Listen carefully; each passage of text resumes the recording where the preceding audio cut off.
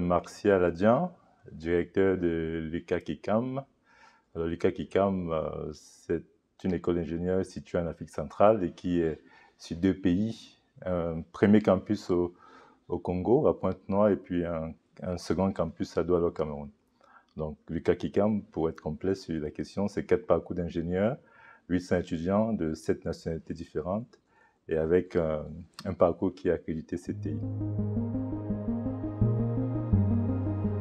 Disons que MOSFIC, moi je dirais, c'est d'abord une première expérience humaine, le principal résultat, parce que finalement, à travers ce projet, on a pu entrer en communication avec Polytechnique, qui est de Yaoundé, j'entends, qui est à 300 km de notre campus, et puis notre école à Yaoundé, l'Institut Saint-Jean.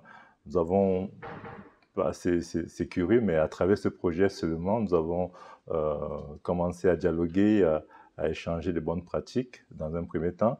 Et puis aujourd'hui, encore à travers cette semaine des directeurs, les contacts avec les collègues d'Afrique de l'Ouest, notamment, avec qui on a de très bons échanges. Donc c'est une première expérience, c'est d'abord une expérience humaine, j'entends. Et puis ce projet nous a permis de standardiser nos pratiques. Enfin, pour rappel, l'UCAC-ICAM, c'est un établissement de l'Université catholique d'Afrique centrale et l'Institut catholique d'arts et métiers en France, qui a 6 campus en France et puis des campus dans le monde. Et donc, on avait déjà cette tradition de qualité, mais ce projet nous a permis de prendre du recul et de mieux structurer, de mieux asseoir ce que nous faisons déjà à travers justement les canons des standards internationaux. Voilà. Et puis, ça nous a accompagnés vers la CTI, bien que nous l'ayons eu avant la fin du projet, parce que c'était déjà une décision stratégique. Et enfin, le projet nous a aidés à être plus concrets et à mieux comprendre les attentes, effectivement, de cette accréditation de CTI. J'ai eu des séjours sur les campus ICAM, mais c'était la première fois. Et puis, je le dis pas pour le déplorer, l'ICAM et l'UCAC-ICAM,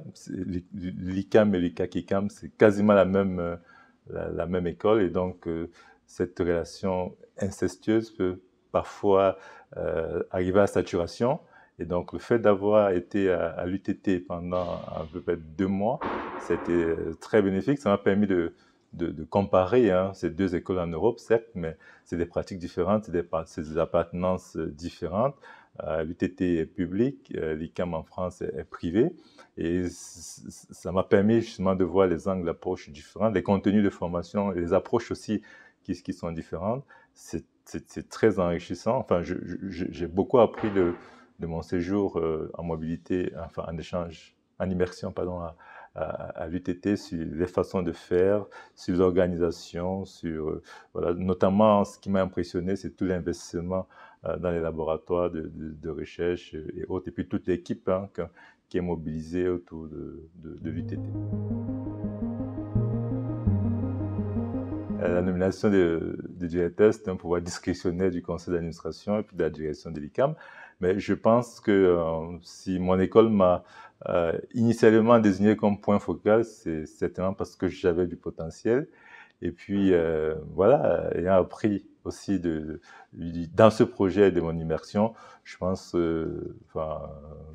ceci expliquant cela, ça peut être contribué, mais allez demander au directeur général de l'ICAM et puis au conseil d'administration, peut-être.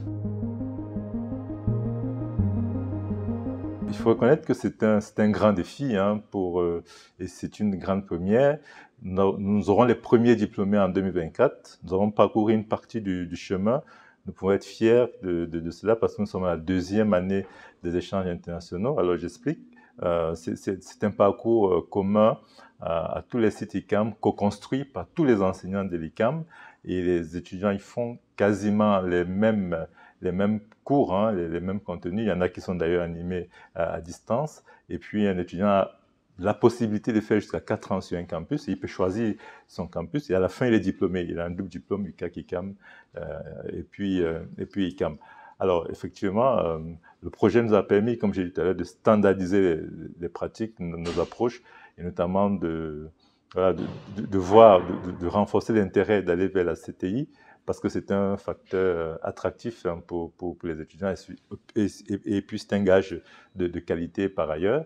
Et donc, cette structuration, cette approche très, très carrée que nous a apporté le projet, que nous a apporté la CTI, justement, nous a permis à construire. Et mieux encore, les formations que nous avons eues dans le cadre de l'approche programme, la démarche compétences à nos étudiants, nous a donné quelquefois une longueur d'avance sur nos collègues français parce que, voilà, lorsqu'on faisait des conceptions ensemble, on avait déjà un avant-goût justement de la contrainte de l'approche programme, de l'approche contrainte. Et voilà, et peut-être pour être complet sur la question, le parcours ouvert, hein, le parcours international, met en œuvre des pédagogies actives. Et puis, on a bien vu en se questionnant à travers le projet MOSFIC, effectivement, l'intérêt, la nécessité d'une pédagogie active, de prendre du recul sur ce qu'on fait habituellement.